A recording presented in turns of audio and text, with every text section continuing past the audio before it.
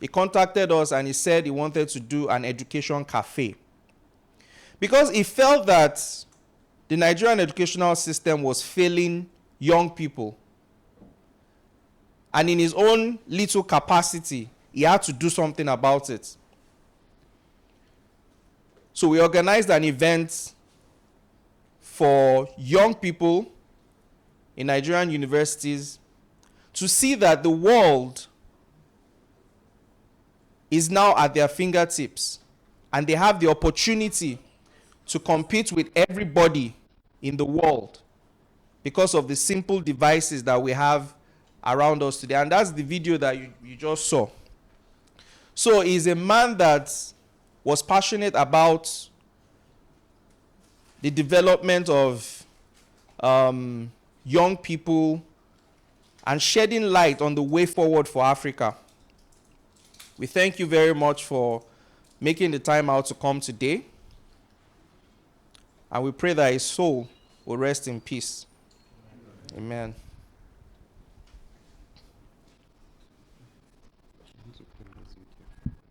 Okay, just play DLC. Yeah.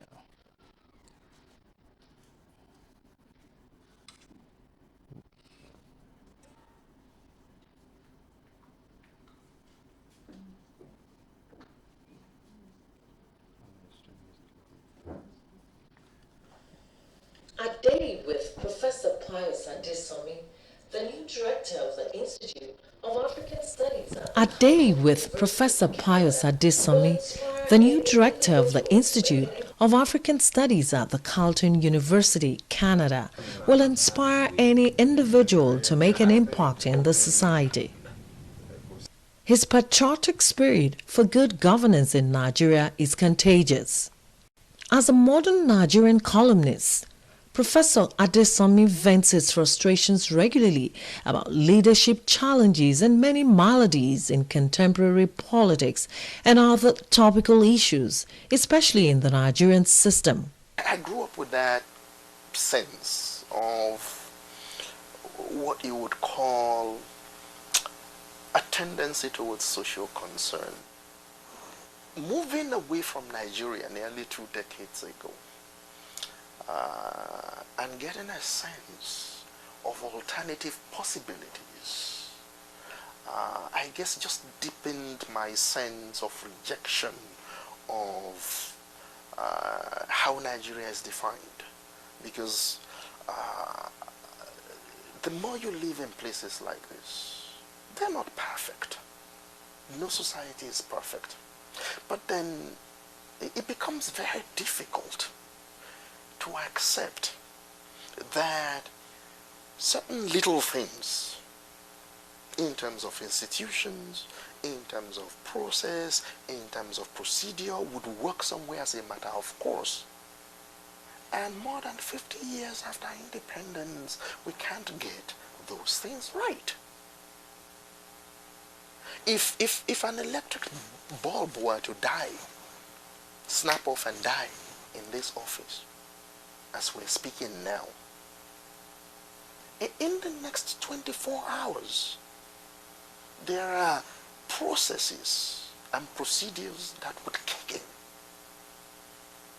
to have that replaced. And sometimes I come to my office and certain things have changed. Maintenance that I didn't even have to request. They've just been put. And then I sit down here thinking that why to be in Nigeria, for instance, so long as this office isn't in total darkness, if only one bulb snapped off and died, then okay, make we manage them. But so the little things, so they get my goat, they get to me. And so my commitment, my engagement, the why I write with so much passion and so much rebelliousness, so much rejection, is the fact that Nigeria has come to be defined and accepted in a certain way by a generality of the leadership and even the people they lead. And some of us at home and abroad must at least be in the position to keep sending out that message that we will not accept the finality of their argument in favor of mediocrity, of their argument in favor of corruption, of their argument in favor of dysfunction.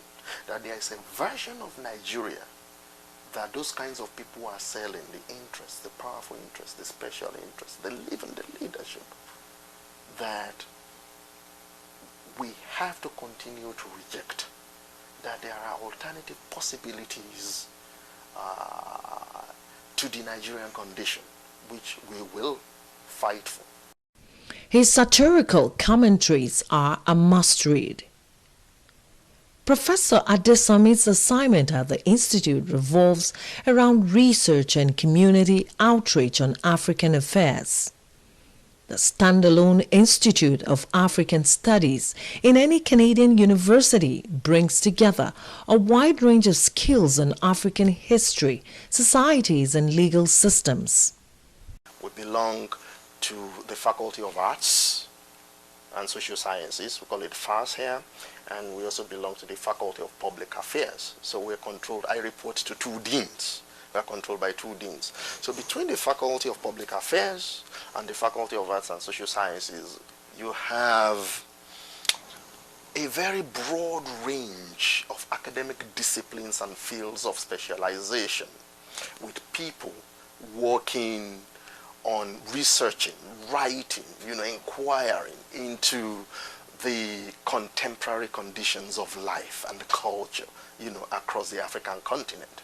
And all these knowledges that they generate, come under the auspices of, so if you're an Africanist and you're in philosophy, if you study Africa and you're in philosophy, you're in political science, you're in economics, you're in literature, you're in the arts, in all the fields, this is the platform for the production of those kinds of knowledges and enlightenment. And this is a very interesting time to have that sort of thing.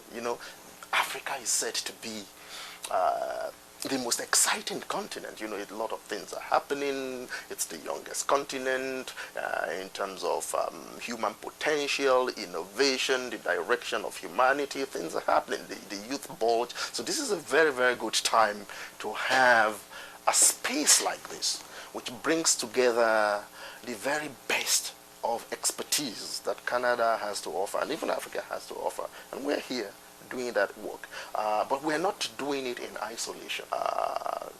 What I like about the vision of my predecessor and how he pursued it, and what I'm going to build on and expand and deepen, is the fact that this institute has also become the go-to location for practically anybody who is doing anything about Africa here. This is Ottawa. This is the capital of a major Western power. So this country has relations with Africa.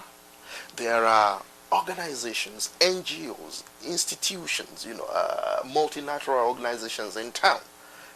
They have all kinds of engagements with either African governments, African policymakers, African institutions. So we have a very, very active portfolio of partnerships with all kinds of organizations in town who need our expertise.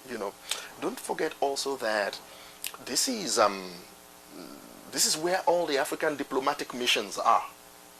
This is where all the African embassies and high commissions are.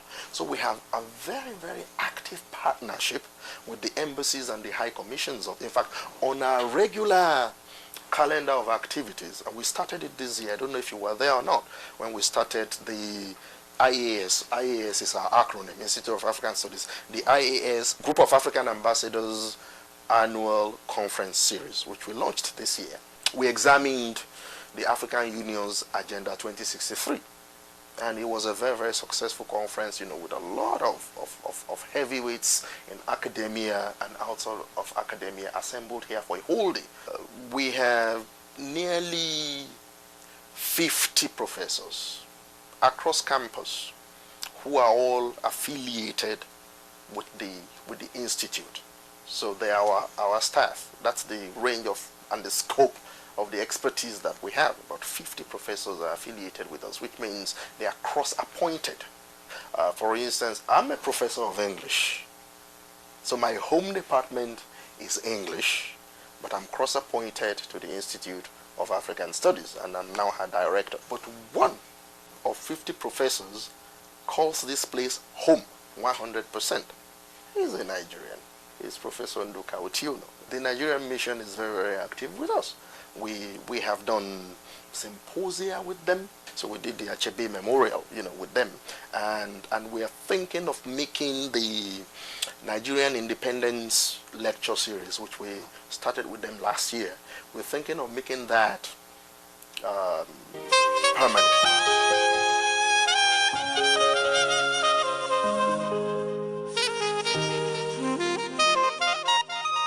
In Ontario, Canada, Joy Usiago, NTA News.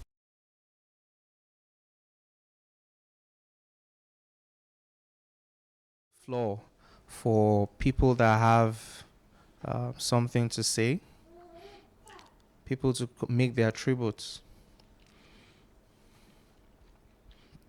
So, please, you can come here.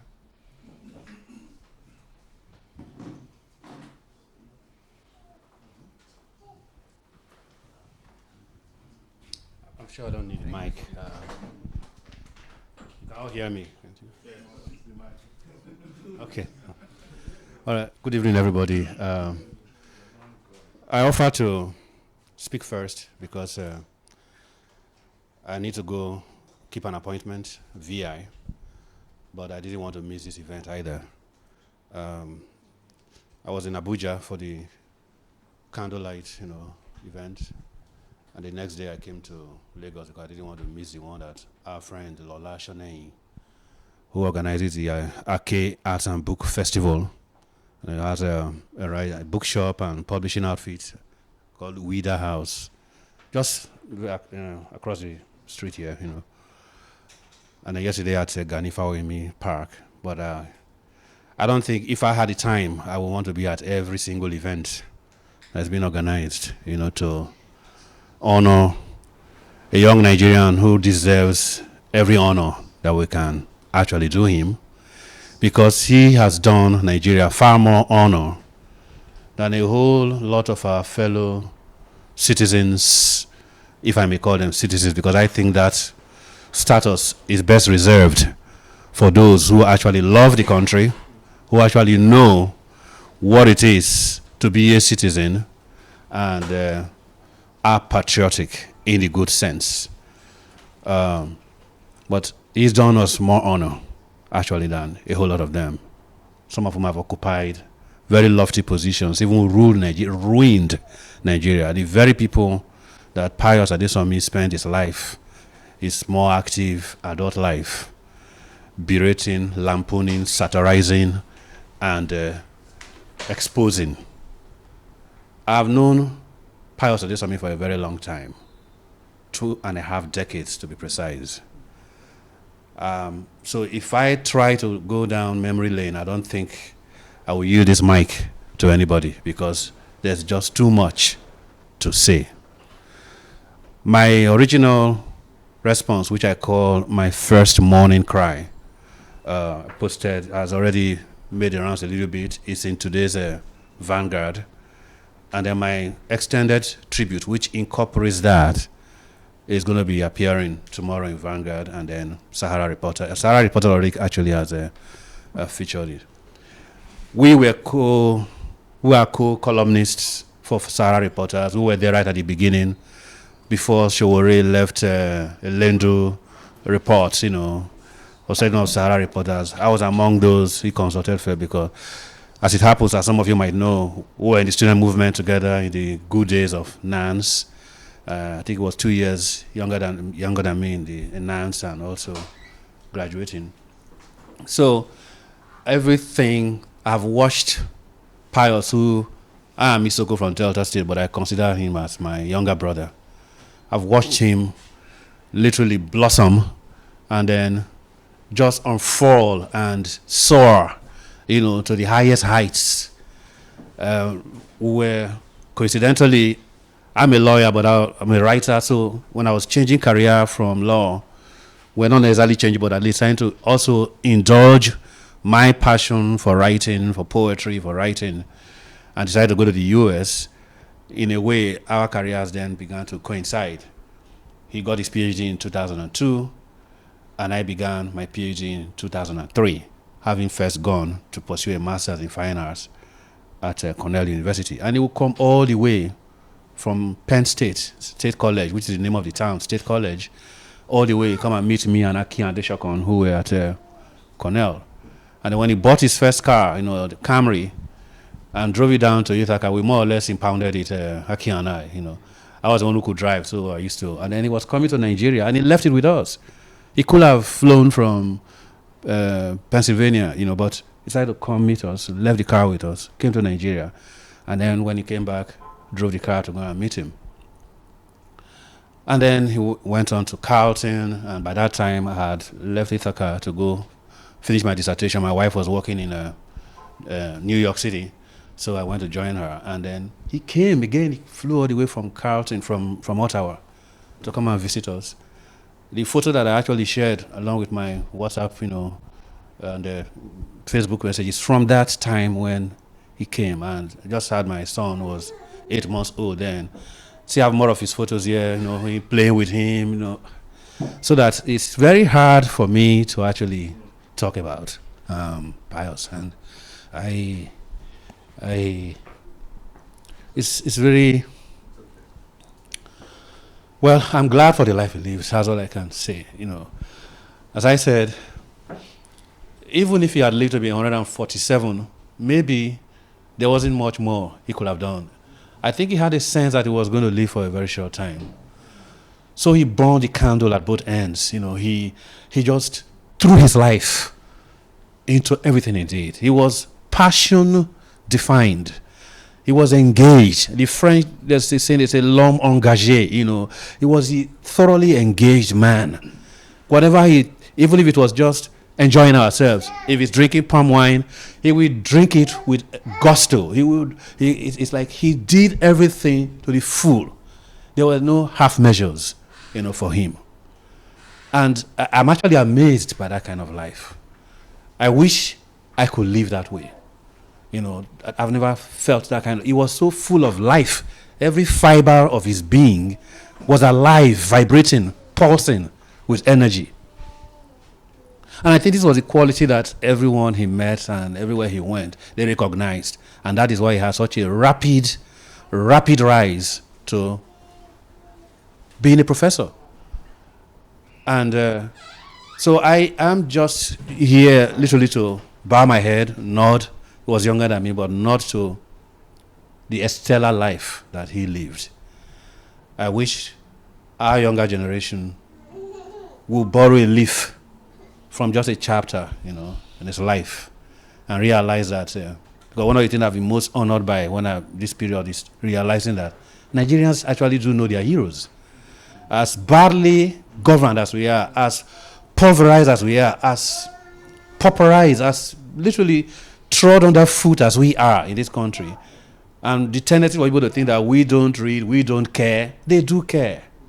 They do care. And the time will come when in Nigeria that he lived his life trying to bring to be will come to be. And then we will remember him. Because one good thing is that he labored in a medium and in ways that are there permanently, at least as long as this scribal civilization, this literary civilization we live exists. And what we have left behind can be recognized. He will be recognized. And it will go down along that pantheon, enter that pantheon of heroes, the Gani Fawehimis, the Dele Giwas, the Fela, Nicola Bokutis, Wole Soyinka is still alive with us, thankfully. But that long, illustrious line, he will be among them. And he will probably be one among the youngest. And that is the thing that is very striking about it. Even younger than me, as how young I am, standing here, one of the youngest. He was a star donated to us, brighten our lives, illuminate our lives at a very dark time, so that we could see clearly who we are and realize where we need to be, so that when we do get there, we will know those who helped us along the way. I just pray that this comes to be, at least in this generation, and so that his own children, the two girls, Damilare and Oluwatishe, that at least they too will not have to suffer the pains and anguish that their father, suffered, so that they will say, okay, this is the Nigeria that my father, dreamed of, and they will, have at least the satisfaction of knowing that their father did not die in vain. I mean, I'm sure I can carry on and on, but I just wanted to be here, join all of you, in doing homage to a young man who deserves every accolade, every honor, every praise that we can, give to him. Although I've written a newspaper article that will be out, I don't think that even scratches, but still, it's just a way of saying thank you for lending your life to us and making it shine as bright as it did to illuminate our lives. And I'll close on this note. It struck me that on the day that he was to die, he went to another poet who lived centuries before him, King David of the Psalms, and went to Psalm 139. Verses 9 and 10, the good Catholic boy that he is, a lot of us had that drilled into us. Was it a Catholic or was it a Christian? But when he and I and the likes of us start asking too many questions, our faith gets too shaken that we can no longer, be believers in the way that people who have made the holiest real estate in the world, which is the Ibadan Expressway, who have made it the holiest ground on earth, the way they believe, we don't believe that way. We have a different kind of belief.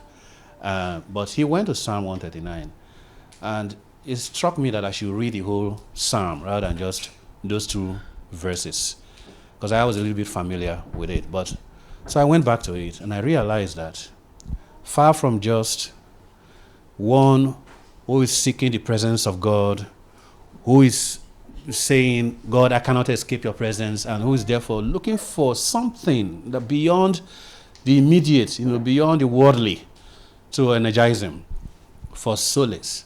Beyond all of that was that towards the end of that psalm, verses 19 to 22 especially, is really a derailing, a lampooning again of evildoers, actually calling on God to come and slay the wicked. That the enemies of God, that he hates them, he hates them with the vehemence with which that part is spoken. It was Pius Adesanmi again, back to the country. So he literally was fleeing this country that would not listen, that would just not do the right thing, literally to go and look for spiritual help, go to God himself and ask him to come and slay the wicked, the enemies, his enemies, God's enemies, whom he hates. And those enemies of God are actually enemies of the people. Because if you remember, on the last things when Christ said that many shall come to him, saying, we were casting out demons in your name. And he will say, depart from me, ye workers of iniquity. I know you not. I was on earth, I was hungry, you didn't feed me. I was naked, you didn't clothe me. I was sick, you didn't comfort me, and the litany of it. And then they themselves will be surprised and say, but when did we see you on earth and we didn't do any of these things? Then we say, as long as you didn't do to the least of my brethren. So the enemies of God are the enemies of the people. They are money changers, mammon worshippers, miracle peddlers, and it is not surprised that he reserved some of his most scathing criticism for the church, especially the Pentecostal movement. He felt that that Pentecostal movement had lobotomized Nigeria, had taken away our brains, stopped us from reasoning. And I was telling Ayo Obe yesterday that we're just having our usual conversations. Ayo and I were in CLO, Civil Liberties Organization together. That the thing is, when we cease to use our brains and start hoping for miracles, we're actually insulting God. If God created you and gave you reason and gave you all these abilities, and then you leave them and be looking for miracles, for man-made problems, human problems, historical problems, problems that we caused ourselves and we should solve ourselves, and you are waiting for God for miracles. To use one of the examples that Pius himself gave, that a man who will at home has no light, for the whole week, and decides to fast and pray. And then on the day of the naming ceremony of his son, somehow a light comes, and then he's thanking God, and that's thanksgiving for him. That there wasn't light, for the whole week, but when he wanted to do the naming ceremony of his son, and he prayed, light came. That is how ridiculous it has become. That is what turning that Ibadan Expressway to a holy ground, the holiest on earth, holier than Jerusalem. That is what it does to us. And so it is no surprise that he reserved almost most scathing criticism for the church as we know it today. And I feel for that man who foresaw his death, like another poet, Christopher Okigbo, who also foresaw his death, famously said, if I don't learn to shut my mouth, I will soon go to hell. I, Christopher Okigbo, together with my iron bell.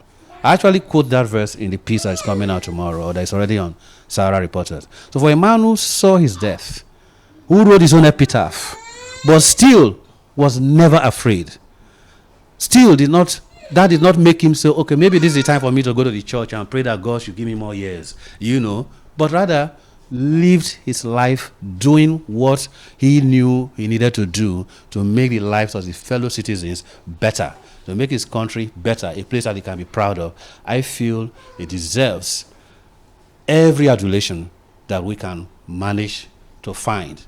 And it is the reason why I'm here, it's the reason why we are here. Let us all hope that Nigeria will be deserving of Pius Adesanmi. Thank you. Thank you, sir. I will sit for a few more before I have to go make my point. Thank you. Thank you, sir. Good evening, everybody. Good evening, everybody. I'm not going to stay long too. That's why I behaved like a Russian and came immediately after him. I really don't want to speak out of point and drag the issue. I've, like everybody else, I've been shocked. In fact, I lost my elder sister recently. I was still mourning that. And when Pius's own came, can you imagine that it overshadowed that?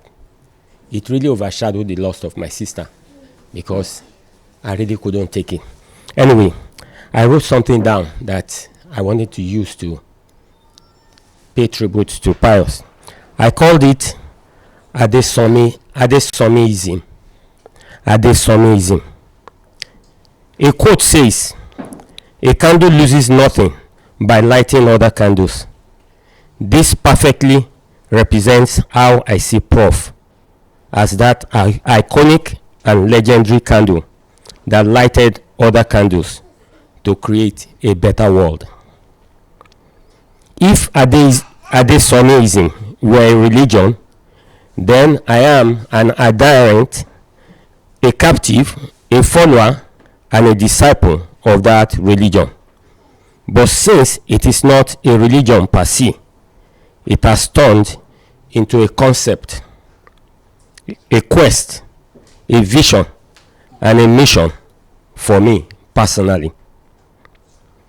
Especially now that my object of literary desire and mentor is gone with the wings of the morning light and brightness. Yes, you heard me say mentor. Is it not strange that a man in his 60s will joyfully and excitedly regard a man in his 40s as his mentor? Well, that is the Pius Adesanmi substance, brilliance, essence, and illuminating effect on anyone regardless of age. He had a way with words that is uncannily potent, incisive, insightful, foresighted, precise, humorous, instructive, and succinct. No writer, no wordsmith has ever affected me wholly and thoroughly in life and in death like Pius Adesanmi. And I do read, and have read some too.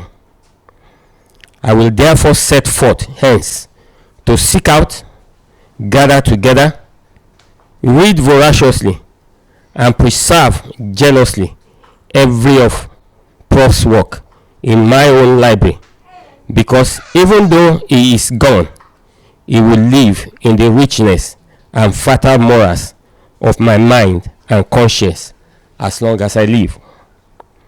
Fare thee well, Prof. Good night and goodbye.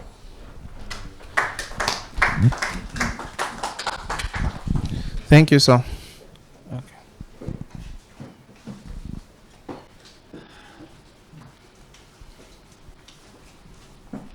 Good evening once again. Actually, I've attended, like, this to be my third event on Pius. And the first two, I choose not to talk. Maybe out of grieving mind, I was like, everybody must have said some of the things that I intend to say. I just felt like, let me keep quiet, because it was a shock for me. Believe me sincerely, I don't feel people when they die. Why? I lost my mom when I was young, and surprisingly, I've lost two of my daughters, very close. So to me, you die. Hey, sorry, Alpha. Welcome to the club. Believe me, that's my kind of. It's not that I'm heartless, but just like that. But what made Pius own was so shocking and get to me was because on Friday we were together on the friends' wall and we were chatting. So I was one of the accredited observers throughout Saturday. I was so busy, but later in the night I checked his wall and I saw that psalm and I was like, okay. It doesn't make any meaning to me. I just felt maybe he's trying to be religious. On Sunday, I didn't know anything. Unfortunately, I was on live television program analyzing the result of the election, and the presenter, so to say, talk about this Ethiopia airline, and I was like, well, this is one crash too many, because going by the that same aircraft, Max 8, 4 months ago, something like that happened in Indonesia, and I was like, what happened? Why is it that aircraft is causing a lot of stress to people or causing pain? Because the first one was 189 and they said this one is 157. In my mind, I would never thought that somebody somewhere that I know closely will be involved. Not to talk of the reason why I find it so unbelievable. On Friday night, Friday morning, Pius wrote something about Tishain and himself talking about easing in Nigeria and in Canada. And I was like, okay. And at the end of the day, he just ended that by saying, Tishain, go and prepare for school. So I assumed, that Pius is in Canada. So I couldn't imagine somebody in Canada and immediately now in Ethiopia within the space of Friday, And when I came to the Facebook and I read something like that, the first question I asked her, which prof? And I put it there and I tagged my friend that we chatted together on his wall. I said, nobody should tell me it is the same person that we still chatted the day before yesterday. And for whatever it is, it happens. And I was dumb. Like what happened? Because, like I said, I don't feel people's death. I can just feel sympathy for you. It dawns on me, and it was around 2 or 3 o'clock in the morning that I went back to my Facebook. I said, it seems this darkness in my heart is real. I couldn't sleep. And the last time I felt so was when I lost my daughter. And I was like, what happened? Believe me, I met him, I think it was 2012, one-on-one at Sheraton Hotel when he came to deliver a paper. He titled it Tortoise and his in-law. That was my first time of meeting with him and listening to him. You know, by the time he started, I was like, what's this man saying? But by the time he got to the middle of his message in a satirical manner, I was like, he took that tortoise and his in-law as a story I've never heard before, and he encapsulate me with where he wrapped it around the politicians and the masses. And he ended it up like, this is the thing. You politician, it is the money while the people are going into the market that is your own. But at the time that you are coming back, it will become that of the masses. Because the story of the tortoise and his in-law is that of a greedy and unforgiving in-law who happens to be snail and tortoise. And because there was a kind of an exchange of money between the in-laws and between tortoise and his in-law, that one decided to tie him down on the market day, and everybody that was going was like, tortoise, what's your problem? You are too troublesome. Why did you hold your in-law and you refuse to pay back? And like that, and by the time people are coming back from the market in the evening, they still find tortoise being tied down by his in-law, and I was like, if it is not your in-law, what would you have done to him?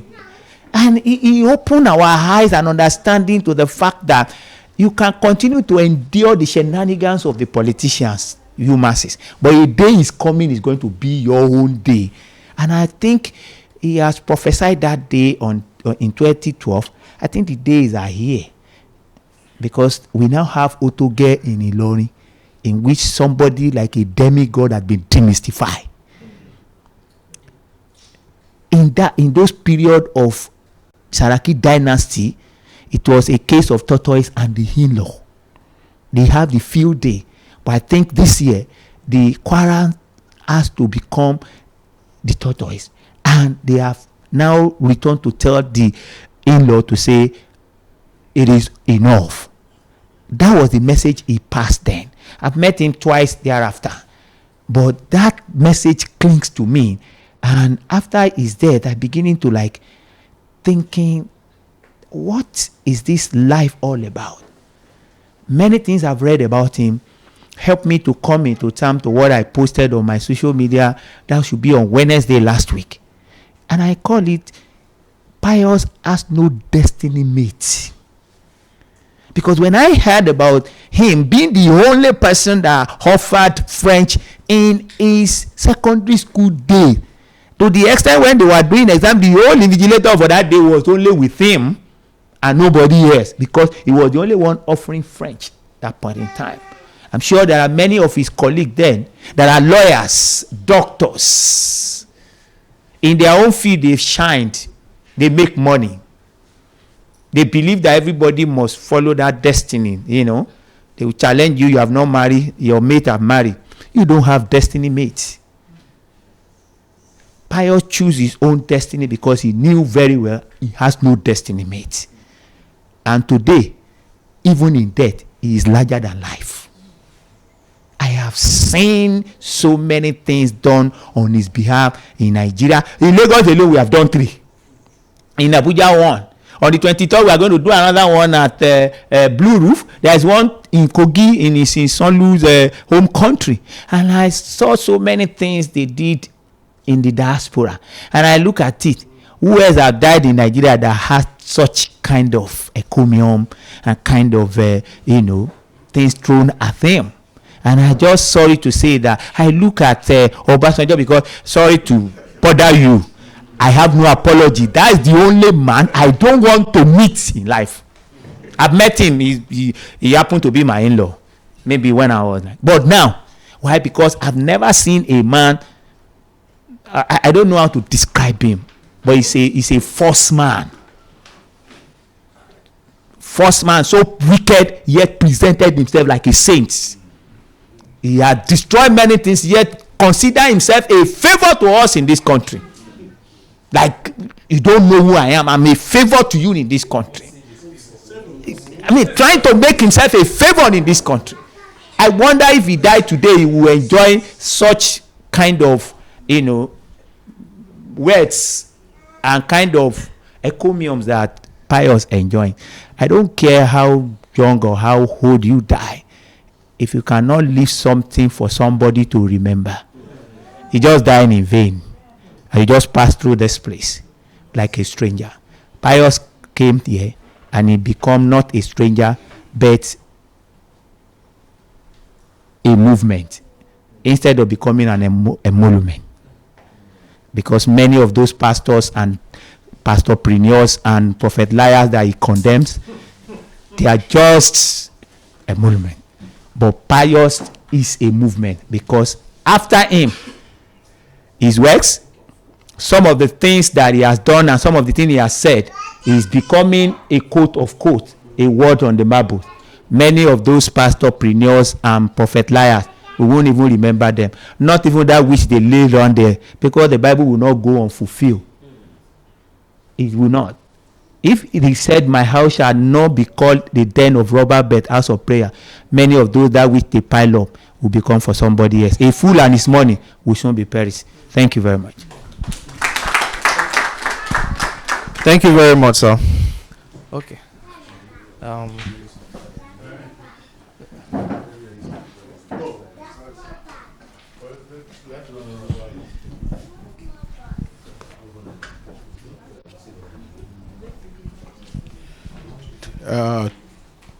Thank you, ladies and gentlemen. My name is Bumani Foshi. I'm from Kogi State, its constituency. And it's so hard for me to come here. Maybe I always spend two minutes, please, or less than that. The man who said he wrote WAEC or WASC only, it's not lying. He was 1 year my junior in secondary school. He was the only one in the class as a French student. In the University of Lorry, he was my junior by a year also. I read political science. He was Department of Modern European Languages. He has colleagues as Asaju. Asaju is still in Canada up to now, in Ottawa. They call it Ottawa. I met them myself several times there.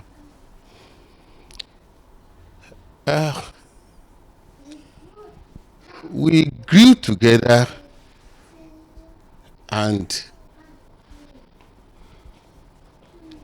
you see, somebody's talk about literatures somehow. Probably somebody who the dad who said,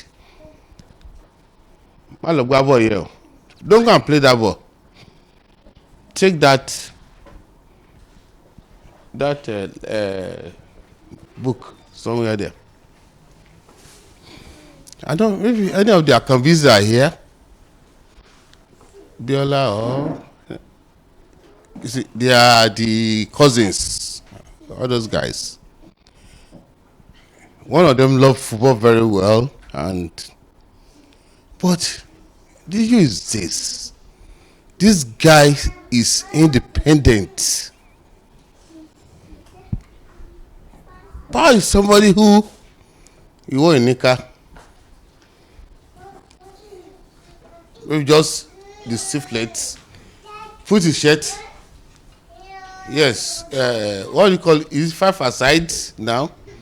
What set? Yeah, thank you, sir. Set, because I'm not so healthy. Those days, I was very asthmatic. Those days, it's not a lie. So I cannot deny that one. I cannot play. You laugh. It's true. But I admire them. Most of my brothers, they play, they do everything. Thank God. But at the end of the day when we met in university, in science school, we were in the same hostel, University of Loring. Pius is somebody who is inspiring. He will tell you, Ẹ̀gbọ́n, ẹ lọ kàwé yín o. Ẹ̀gbọ́n, go and read your book. Because Pius will carry his book like this. Even when you are discussing, sir, Pius will put something beside himself and be writing. You don't know what is writing. We don't know what is writing. Possibly what you are discussing is what is writing. He is writing your discussion as to use for himself. It is part, I don't know, he came before his own age. That's the way I saw his life. And I thank God for his life, thank God for his family, and I only pray that we have people like him who will stand up to the authorities who felt they could strangle the masses of Nigeria. Thanks so much, everyone. Thank you so much. Thank you. Thank you very much, sir.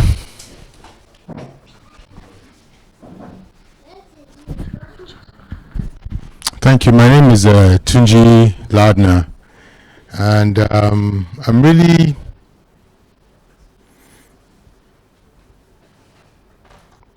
I was telling Ogaga that this is a special kind of pain for all of us.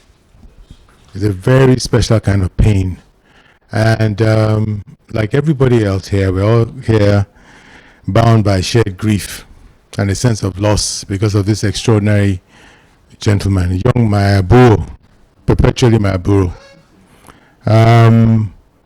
He came to my notice 2006 as a young professor. I just knew there was this bright kid in Ottawa, and then, you know, we talk, and I think I met him in one conference, but it actually didn't quite connect. Until I think it was 2015, I was doing some work for the federal government, helping them with the anti-corruption. I'd written some strategy paper on the communications, and everybody was complaining, Mr. Lardner has come again, too much English. He was supposed to be one of the peer review people. And it was ironic that the panel had about 2 or 3 professors who were complaining that you have to tone down this thing, this thing. So the lunch break, and we needed to have Pius's written endorsement in a sense, because he was there as a peer review, as a peer reviewer for this document. We're sitting down, I was being said, Mama, down low. You know, I just went on to a whole bunch of things I can't even want to mention in public. But we spoke about life, about love, about ideas, and you know, that was one thing we had in common. It's very difficult to talk about him because there's just been a whole outpouring of love, and everybody having just a facet of who this remarkable person is. In my first tweets out of grief, I described him as iridescent, shining, and depending on where you're looking at, and from one perspective you see one dimension of it. At each time you looked at him, every dimension was beautiful, every dimension was pure, every dimension itself was honest, every dimension itself was geared towards one thing: the liberation of us as black people in general terms, was specifically his own country, Nigeria. And it is that bounding, it's that ties that bind us, that also wound us in the way in which we feel about Nigeria. One of my favorite conversations with him, we both agreed that we were both in an abusive relationship with Nigeria. Yeah, we're bound. We love this entity, but this entity doesn't love us quite as much as we love them. And somehow we're still, you know, they still leave this place. Even when he went to Canada, thinking there would be special distance between himself and the object of his undying love, which is Nigeria and by extension Africa, he would always come back. You know, he would always come back. And of course, he was in pursuit of Africa and Nigeria, all of those things that make us and define us as black people, and his own supreme belief that God in his infinite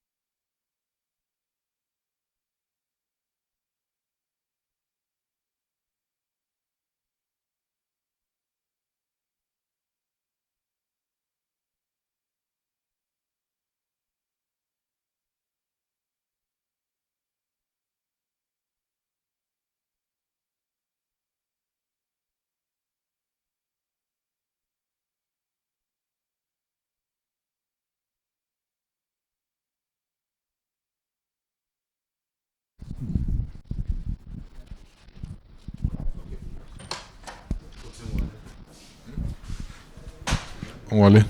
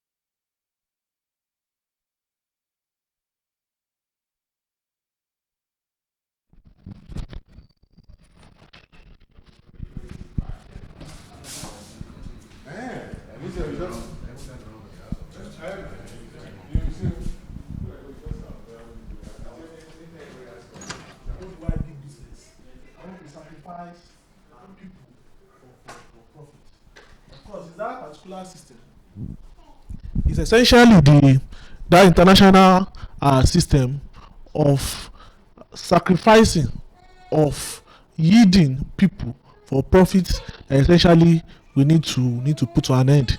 So I want us to begin that internalization or that discussion of essentially who it represents and the kind of movement his death is provoking. Thank you.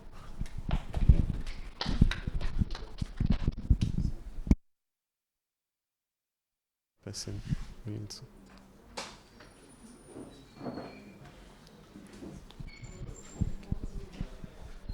Thank you very much.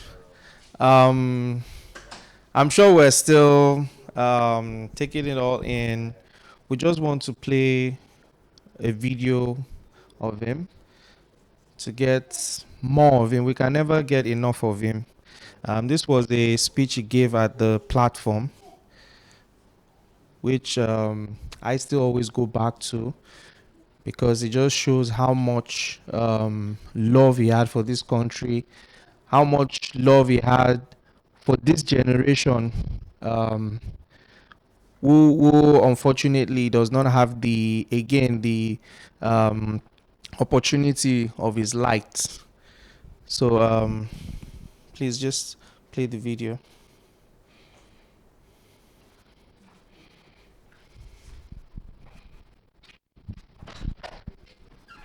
That was so wonderful. Congratulations again. That was so.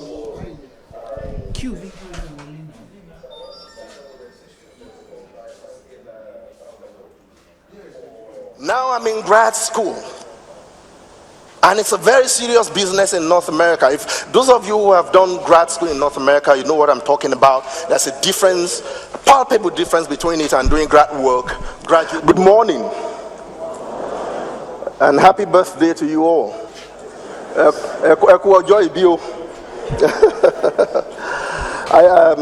I want to, that was so wonderful. Congratulations again. That was so inspiring. So I want to stand on your existing protocol by thanking Pastor Poju for inviting me, the privilege of being able to come here to share a few thoughts with you, and also to share my admiration of, you know, what I'm seeing and living. I understand you've been doing this for like a decade now, and it's grown phenomenally over the years into this kind of gathering. So it almost summarizes, in a funny way, maybe you didn't think about it, but it almost summarizes the overall theme of today's event. You know, what next? Some 10, 12, I don't know when you started thinking about a platform, you had an idea, you had a vision, and you went ahead to apply yourself So the moment you had your vision, you proceeded to application. So when you ask what next about Nigeria, I'm wondering if we shouldn't reproduce the template of Pastor Poju Yemade, vision and application.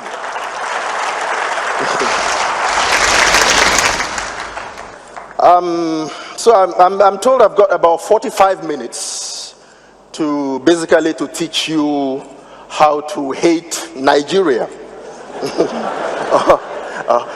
Or make a case for hating Nigeria. And actually, when he told me I've got 25 minutes for this talk, I was wondering, oh, he must be a very generous man, because do you really need 45 minutes to teach Nigerians to hate? You know, because we've got so many of these fault lines and divisions. It's a bitterly polarized and divided country that you really don't need. You need very little to trigger something, you know. It's either we are hating on the basis of ethnicity, or hating on the basis of religion, or hating on the basis of a number, you know, a multitude of invented reasons. I could just do like this, you know, blow a whistle and then trigger, and then I'm done in 2 seconds. But that isn't what I'm going to do.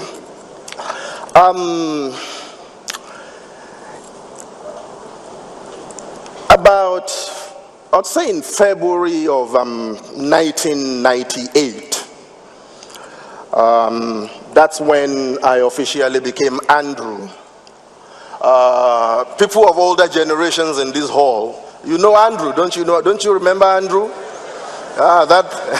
My Facebook and Twitter friends don't know Andrew because they were being born around the time Andrew was checking out, you know. Yeah. So I became Andrew in 1998. That's when I left this country for good, so to speak. It started out as what I thought was going to be a brief intellectual sojourn abroad. So first I left and headed out to Johannesburg in South Africa, where I was briefly a research fellow at the French Institute of South Africa. But then I moved to France, spent some time as a researcher at the Center for African Studies at the University of Bordeaux, and then moved on to Canada, where I started my doctoral studies in the fall of in September of 1998. So the plan was to do it sharp, and then return home, you know, come back. But one thing which characterizes absence from home, whether short or long, is that deep sense of loss, that deep sense of nostalgia which you begin to feel the moment you put some distance between you and the familiar sights and scenes and scents of your home. So it's called missing home. So as I settled into my first winter in 1998, you know, those sentiments inevitably crept in. I began to miss two things. I began to miss home, and I began to miss Nigeria. They are not the same. Missing home and missing Nigeria are two totally different propositions, ladies and gentlemen, and I'll tell you why they are different. You see, missing home,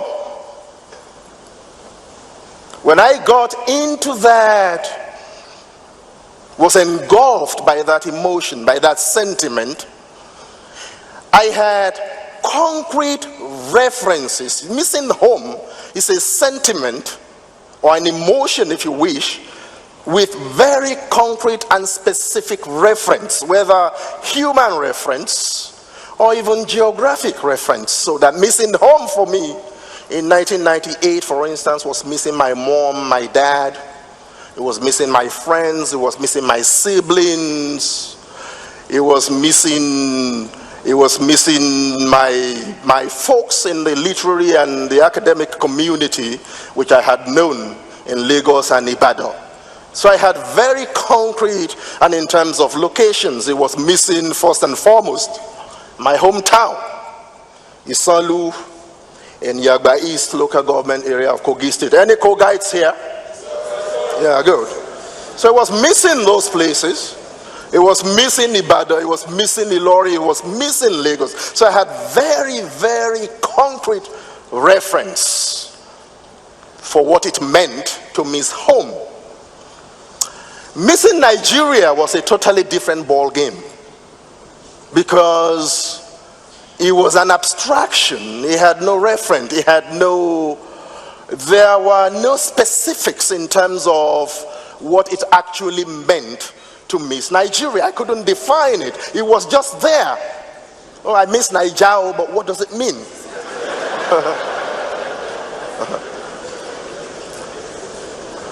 I couldn't tell. And I wouldn't be able to tell a few years down the road. I was returning home tomorrow anyway. I'll just round up and go home tomorrow. But then another tomorrow, and all the tomorrows were piling up. And remember, I'm talking about an era where it was before the social media era, right?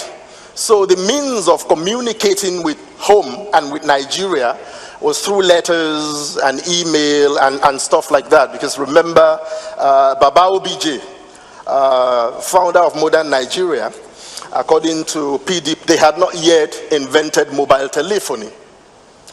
So years later, it was when I started going back to the kinds of email exchanges and letters I was writing back to friends in Nigeria that I was able to put a finger finally on what it meant and what it means to miss Nigeria. I could finally define it because of what I was telling people in those letters. I went over 2 years of emailing in my archives, and it began to appear to me that the more Canada made me uncomfortable in my skin, the more I missed Nigeria, not home. What was Canada doing that was so bad? Why was Canada so uncomfortable for me? Why was it so inhabitable for me? You'd think that I had escaped from all the wahala and the yawa back home to a place we usually just glamorize, the El Dorado. But there I was in those emails complaining and missing Nigeria. So let's get into what I was missing and what I was telling people I was missing.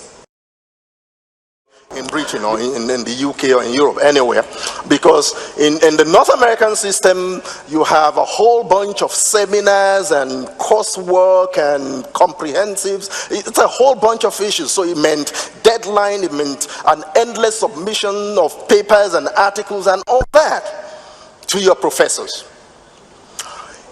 In Ibadan, while doing my master's, it was always possible to arrive late for a seminar in UI and had a perfectly legitimate excuse rationalized and enabled by Nigeria and her system. Prof. Prof, did you see the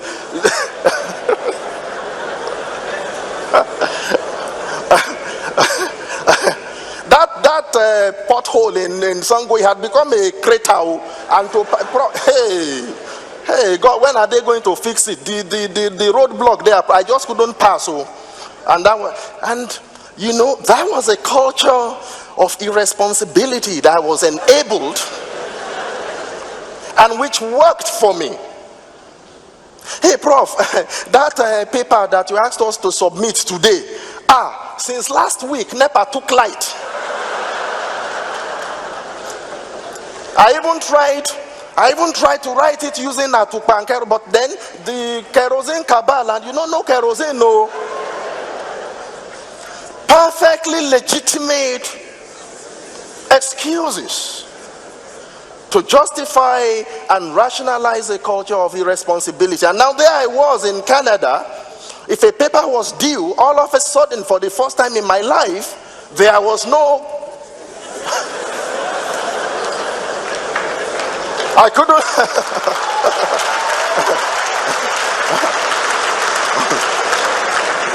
I couldn't go to tell my professor in Canada, and they took light. This didn't. So I started emailing friends. Well, look, I would write Lola Shone or Gaga. Some of my these people, they are too much, Jari, something. So that was when it became clear to me that what I was missing about Nigeria was a whole world of and culture of mediocrity and irresponsibility, which had been made legitimate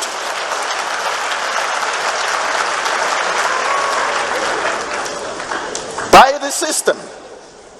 Everything that folks in the developed world had come together to hate passionately about their own world and about their own country. No, it shall not be said that this is what defines Canada. It shall not be said that this is what defines the United States. It shall not be said that this is how Britain is. Everything they hate,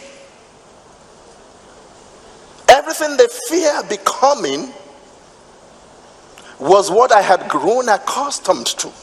Was what I had grown. So I was like a fish out of water for the first time, functioning in a system devoid of chaos, devoid of mediocrity, and devoid of irresponsibility and the enabling legitimizing systems and mechanisms which we had built into it. Now, the moment that became clear, really clear to me, was when I then subsequently moved out of, because I started out in literary studies, literature, and subsequently my horizons broadened as I started a career, an academic career, moved on to cultural studies, moved on to sociology, and moved on to the history of nations, the becoming of nations, the philosophy of nations, how nations are built. And I started to read the big thinkers on nation and nationalism, on patriotism, and all that. And one of the thinkers that I read the most is a French philosopher called Ernest Renan. And he had written a famous treatise entitled, "What's a Nation?" What's a nation? And among the fundamental principles of the becoming of nations and the rise to greatness of nations that you encounter in this guy's work is the idea that a nation, it is made up of a multitude of differences, seemingly insurmountable differences, because peoples come together within a nation space to make a nation. So a nation emerges, he says, from what they have agreed to collectively remember and what they have agreed to collectively forget. What they remember, and that's how you make your memories. That's how you make your collective memories. That's what they did in Dubai. Coming together to make memory, national memory out of nothing. What do we want to remember? But if you look at the forgetting side of things, if you look deeply into it, you discover that a lot of the things that nations, great nations, decide to forget about themselves are things that they overcame unbelievable differences to hate because they do not want to become that. Not that they suspend their differences, they work with their differences to develop a culture of national contempt for certain things. And that is why you think we've got differences and divisions in Nigeria. Sometimes I just laugh. Oh, you know, all these ethnic issues, all these religious flashpoints and all that. You think they don't have those things elsewhere. They've got them. They've got them even in worse scenarios than we can ever dream of. The United States, for starters, I taught there I haven't always been in Canada. I taught in the US university system for 7 years, so I know what I'm talking about. And the culture of hatred and differences, you know, between white and black, between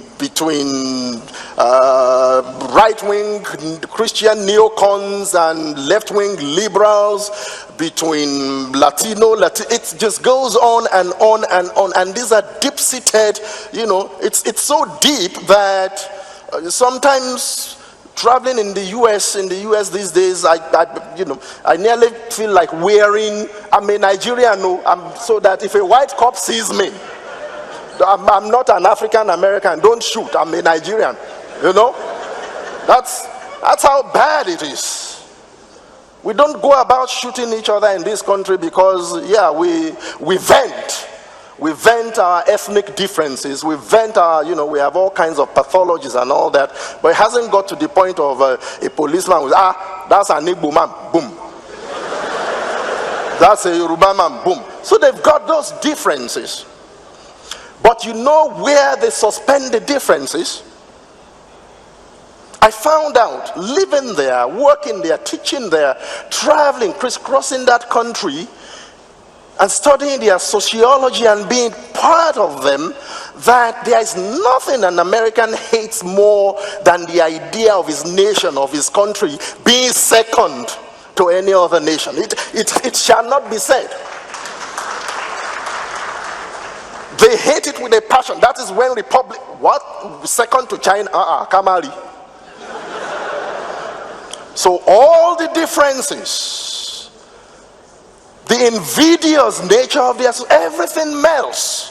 Everybody, they have that unifying national ideal of contempt for the second position. It's a passionate something that comes from deep within. It shall not be said. Don't even say it. Don't say it. And so they hate that idea with a passion and then come together, work on their differences to build it. The same thing, you know, the French. They have this proverb, impossible. Who are French speakers in this room? Impossible, c'est pas français. Impossible, c'est pas français. Basically, impossible is not a French citizen. That is what it means. The word impossible is not a French citizen. So despite all the sociology of the Frenchman, what they call l'œuvre de la République is built on that. The work of the Republic. On the idea that, how can you say that something is impossible when you are French? You go and check your DNA, you must be Italian. Go and check. It cannot. So don't tell the Frenchman that something is impossible for France. They hate that idea. We are in a church. They reject it in Jesus' name. They reject it. Over and above all differences. And the same thing in Canada. You see, if you look at the annual listings of the best places to live and work in the world, you'll see that Canada is in that perpetual competition with Australia. You know, it's always oscillating between the two of them. Canadian cities, Australian cities, you know, Calgary, Vancouver and all that. And then sometimes it moves to Scandinavia, to Norway. That thing, the idea that we are the best place to live on earth, you have no idea how much it galvanizes the Canadian. And so the fear, it's not even thinkable that we would not be. They hate it with a no. We've got to maintain it.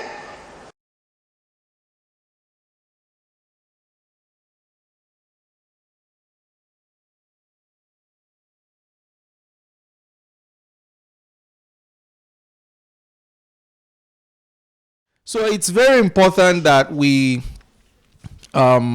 start reorientating the next generation towards a belief of possibility. I always say this, that the aircraft that we see flying, the spaceship, was actually built by somebody's father going to work in the morning. His duty was to build a certain part of that aircraft. Somebody else's father's duty was to research how to make that part work or work more efficiently. What is our father's duty as Nigerians? What will our children pride themselves that we did to move the nation forward? And I think all of us sitting in this room should not despair, because history will be a bit fair on us. Like Pius, all of us are working towards ensuring that the political system works for the good of all of us, and not the few elites that have captured the system. Unfortunately, that's our work. That's where we found ourselves. I wish that my own work would be to remain an engineer trying to find something, because I mean that's an innate passion. But believe me, what is more important for our own generation is that we leave a legacy of a true democracy where our own children will have a nation that works for them, not that they will serve people desiring to extract rent from the nation. And with these few words, I want to give the mic out again to anybody that would have something to say. Thank you. Good evening, everyone. Good evening, co-patriots. I think I want to disagree with the late Professor Pius Adesanmi on just one thing. And it is that we suspend our differences, ethnic differences, political leanings. We also suspend our differences. And we suspend our differences to steal in Nigeria. I'm talking about the elites now, the ruling elites. They suspend their differences. There is no Igbo, there is no Hausa, there is no Yoruba when it comes to looting the national treasury. So there are no differences when it comes to stealing, because money does not understand any of this language. You just go there and you pick it. I'm going to flow from one or two things that I've learned here today, because it's just every time listening to this or being in a gathering like this is, for me, a refreshing moment. At the Ganifa Omei Park yesterday, when we had an event like this, but we later had a candlelight procession, I made a comparison, and I don't like to make it, but I would still do the same today. 2 people died last week. A person died and somebody died. Please pick all those things carefully. 2 people died. A person and somebody. A person died 9th of March in Ibadan. Why somebody died March 10th, the next day. One happens to be an honorable. Why the other person is not even an honorable. But there was nothing honorable that was said about the honorable. One was nicknamed Sugar, but there was nothing sweet about the sugar. Why the other person does not even have any nickname? But today, everywhere in the world is being celebrated. Unfortunately, they are going to suspend their differences because they are already somewhere. And the dash you have between the date of birth and the date of death for every man, either wise, foolish, intelligent, unintelligent, smart, unsmart, mighty, low, strong, weak, is the same dimension. We would not for the fact that Professor Pius Adesanmi, we so much love him, and at the end of the day, we are going to write 1964 or 1974 dash 2019. And we will not for the fact that we hate the other person because of the bitterness he has caused, permit me to use that word, make his own dash very short. But it is also something we all must understand. And it is that for every man, one day people would stand in a gathering like this and they will give a summary of your life. Everything about Pius Adesanmi was just discussed in how many minutes? When the citation was being read by Mr. Sheon, it was just very brief. And this was stories of tears, of struggle, of sleepless nights. Everything was just summarized in 15 minutes. For some of us who have sworn to be part of this struggle, who are drawing wisdom from things like this, the first thing I like about Pius Adesanmi, and I'm going to stand on, he was here. I was seated there. And that was the first time I met him physically. I've always met him online. I've met his writings and all of that. And that thing is, there's this mastery of communication. He has this, he speaks well. And speaking this time around, I'm not talking about English language. Yes, I'm talking about communication. When you communicate, this is somebody that anybody, you can pick up his writing, anybody can pick it and you will understand what he's saying. Pius Adesanmi is not the crinkle crankom kind of person. Anybody can pick, he's not an Igiaga person. Anybody can pick it and understand it because he is flowing from the mind of that average Nigerian. He's speaking the mind, he's not Igiaga in anybody.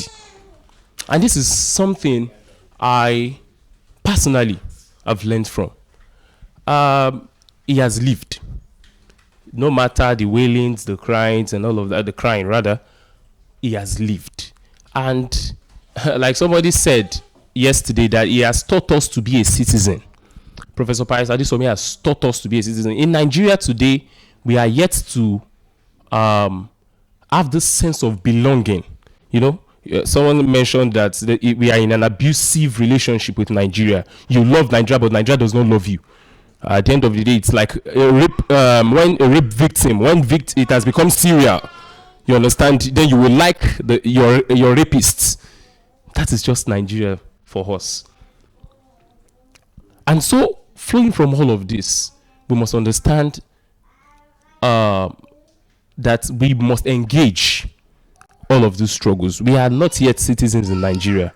Now the elections, everything is gone, and everybody will go back to their shells, and then maybe in the next 3 years we'll come back again and we'll start electioneering, and then that's when you know there are Nigerians somewhere. We have now been reduced in Nigeria as citizens to people who only function 4 minutes every 4 years. You just go to the ballot paper, you know, and that is what we do. But for Professor Pius Adesanmi, it was not like that. He made us understand that being a citizen means you must be proactive. Being a citizen means that you must question your leaders. Being a citizen means you must hold your leaders accountable. And it is just a lesson we all must draw. I was watching the Sahara Reporters Education Cafe when that video that was played before this, and I saw this lady who was my senior in that video. She was sitting here that day. She's now in the US. So when she's now in the US for a master's and PhD. She was my senior in secondary school. So I met her here that day and I was like, you also came for this. This is Pius Adesanmi. But Pius Adesanmi said something that day. He said, despite my clout on social media, I'm quoting him somehow, that despite my clout on social media, I thought announcing a program like this, people will, in fact, won't be able to, this place won't be able to contain people. But we said, Prof, it's not like that here. Oh. It is different here. Oh. You are not Davido. Neither are you Wizkid. So don't expect that people will come and listen to your education, this thing. I would say this. If there was a program today of Professor Wole Soyinka, all of these guys at the University of Lagos, free of charge, don't pay. And you have a Davido in another. In fact, Professor Wole Soyinka would not find, if he finds one person, that person must be the usher for that event.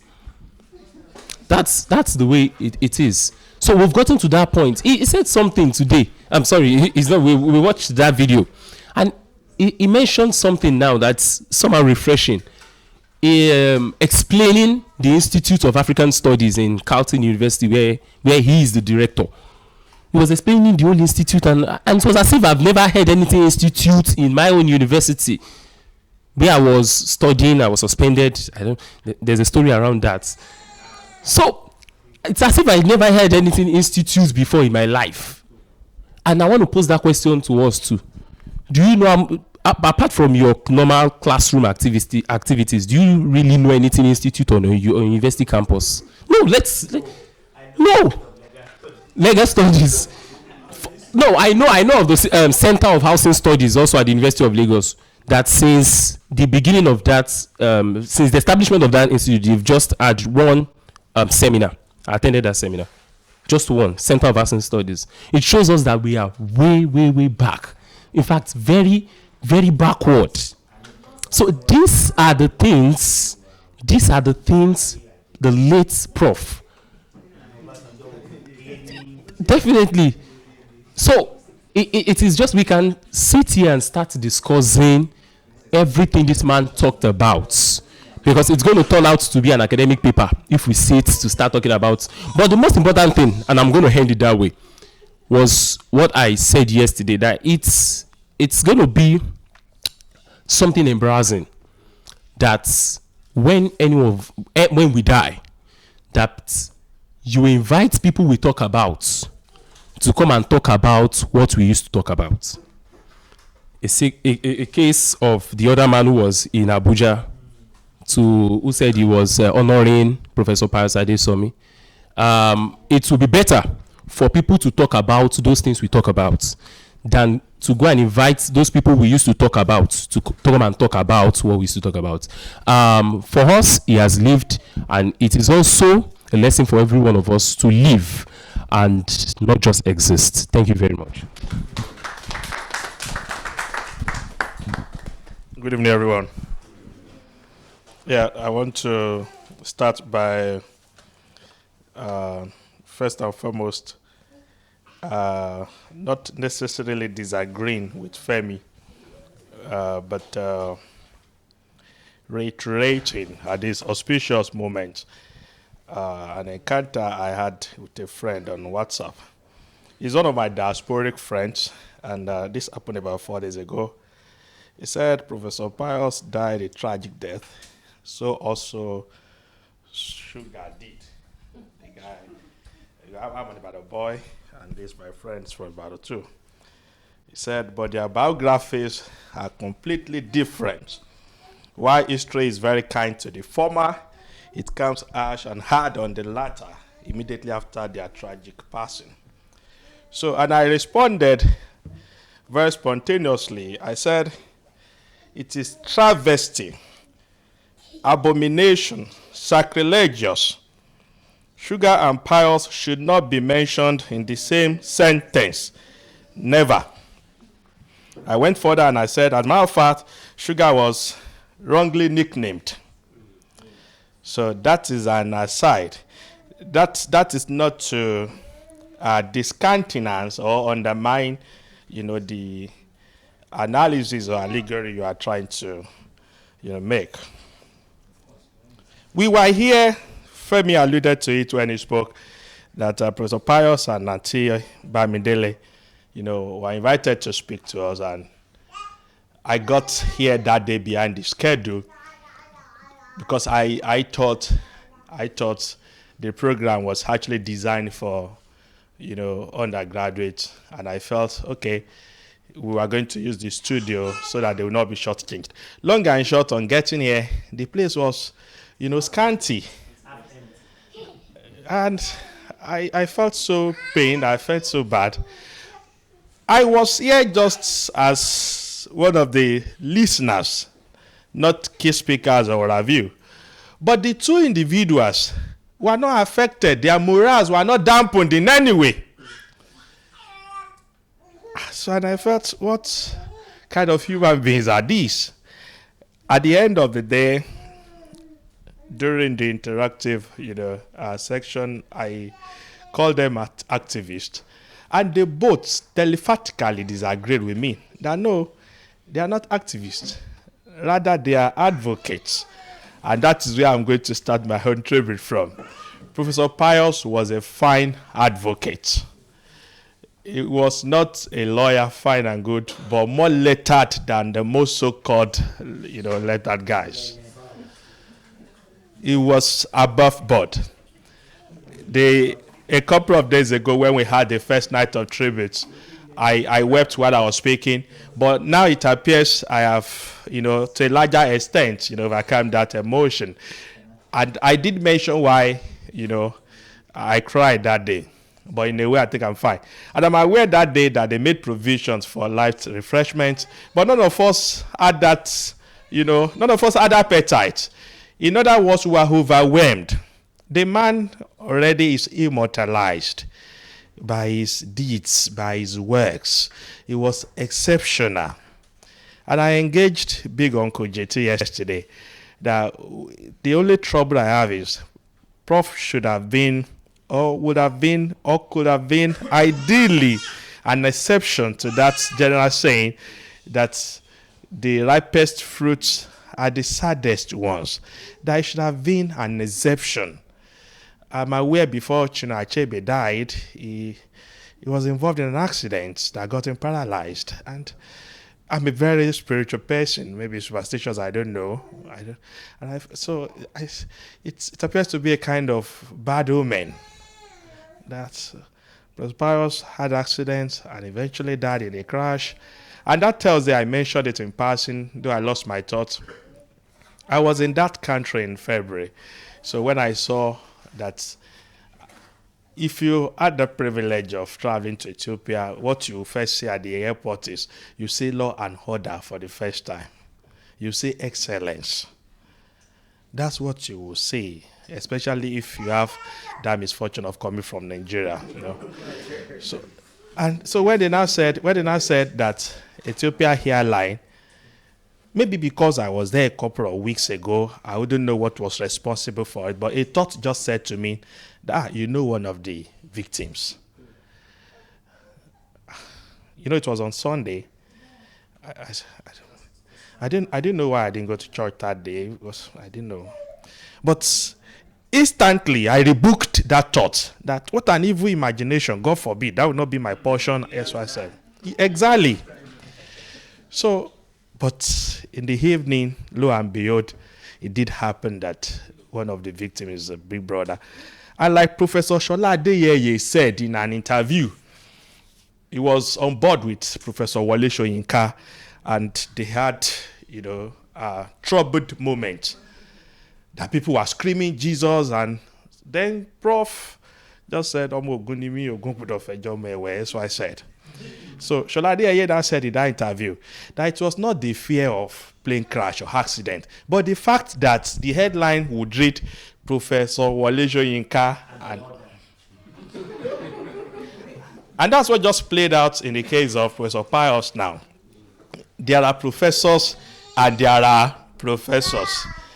It's as far as it is Lagos, any gathering that has to do with, celebrating or grievously celebrating Professor Pius, I would always be there because I met him. I met him 4 good times. He was that man. As a matter of fact, I'm happy again because I thought he was much younger until when I later realized he was 47. I thought maybe he was not even up to 45. Though that 47 too, we've been saying it's a tragedy. In Yoruba speaking, is Okwofo. But we just thank God. The consolation we have, the atom of consolation is the fact that he lived a good life. And whether or not you like it, the man's record, his credential, regardless of how you look at it, no matter how fastidious you are, the man's credential was unblemished. There were people that are more gifted than him that, merchandised that gift. It was not there. It was not hide and seek. It was not saying in the morning and another thing in the afternoon. He did not hobnob with the powers that be, even though he had the privilege. And I think that was the reason why he was so bold enough among all the public intellectuals to identify openly with Sowore. There were many intellectuals who are Sowore's friends, but never identified with his ambition, but not Professor Pius. So he's a friend of the house. In fact, some persons, I think they have smarted us to have organized that thing before us. He was our friend. The man, I'm not comfortable, describing him in past tense. He's an enigma, whether or not you like it. For me, I discussed with a senior colleague that Thursday. People living abroad, of course, they are not as limited as we are. Power supply, subscription, and all those things. Sometimes you want to write. Sometimes you want to say those things for Pius. Was talking about, but you don't have either subscription. You are managing your, or even your battery is even flat, and the charger is even nowhere to be found. All kinds of issues.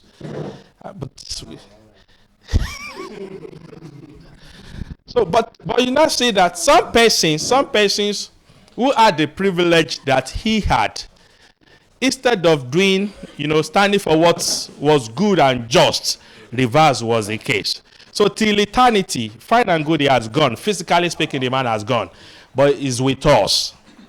Till eternity, we'll continue to celebrate him. And somebody said something, and I used Professor Pius as a case study. Philosophically speaking, anything that is too popular, once something is too popular, look at it critically. That thing is all good.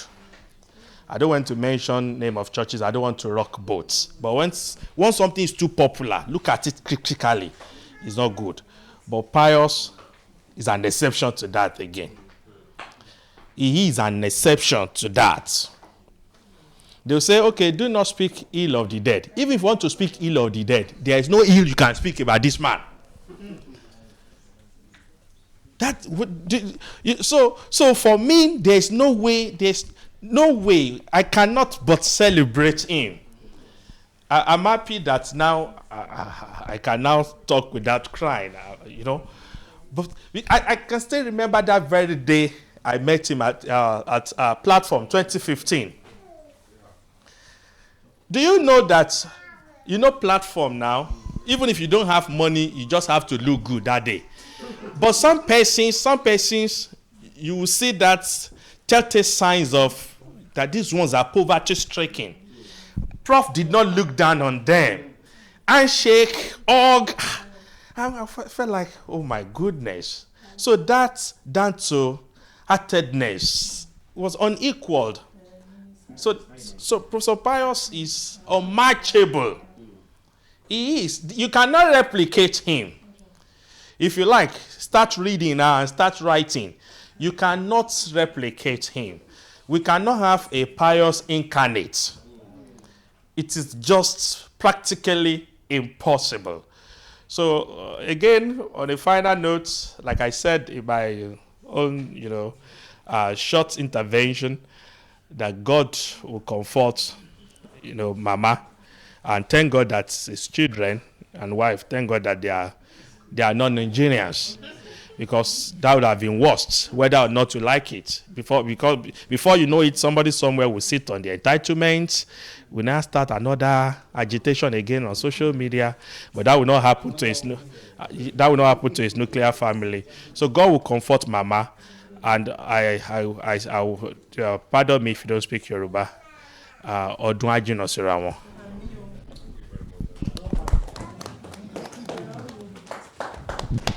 Thank you very much. We'll be rounding up now. Does anybody still have any other tributes? Please.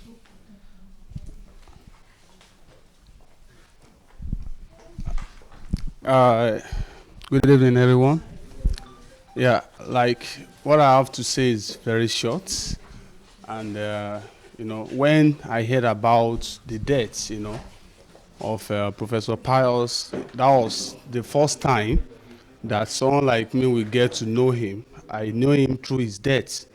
And, when someone dies, is what people say about that person that we want you to, I'll give you the interest to go and read about his personality when he was on earth. And I made my research, watched some of his videos online, and I see the way he constructs his speech, sentences, mixing Yoruba with Igbo, he will speak Pidgin, and the audience are always carried away.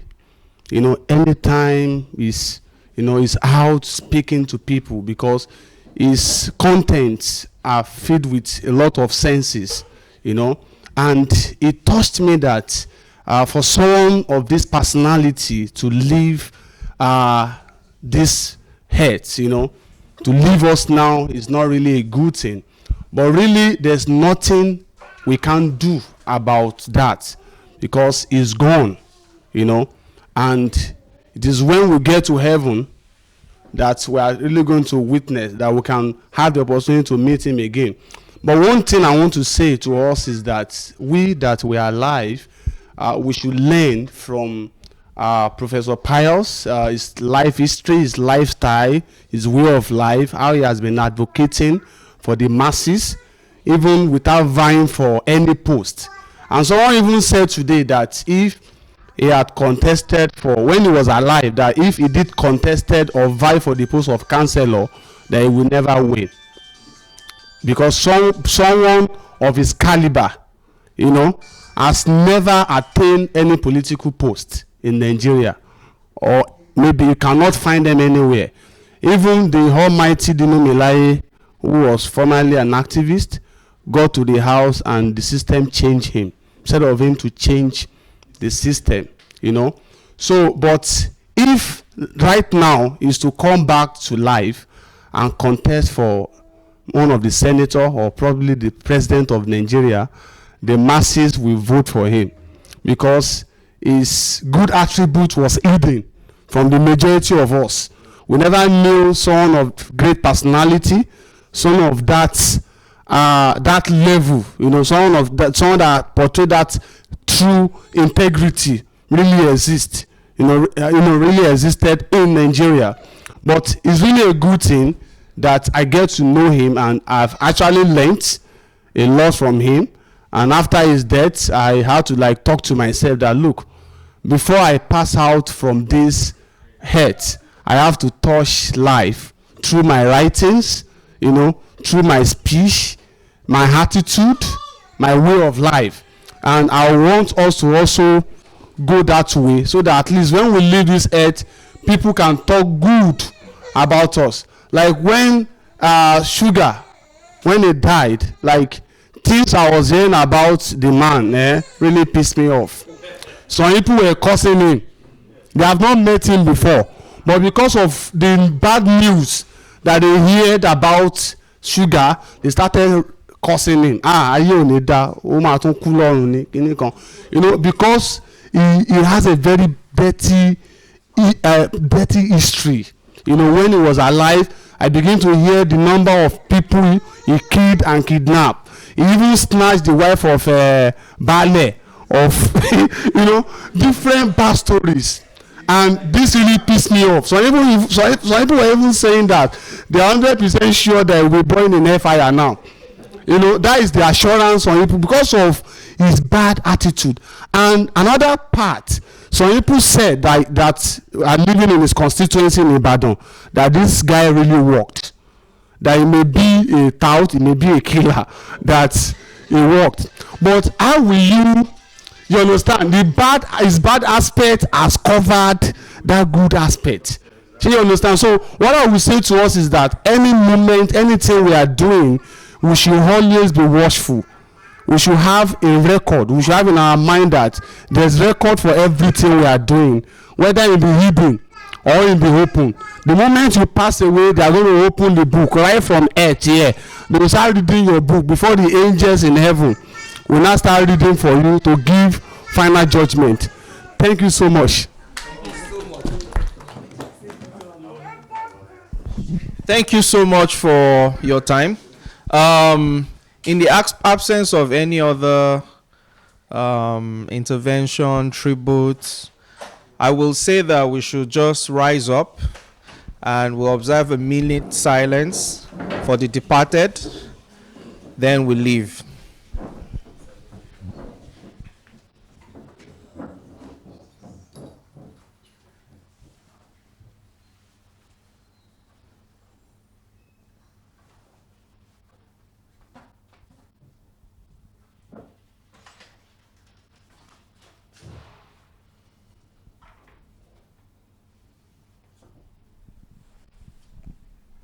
May the soul of the departed rest in peace.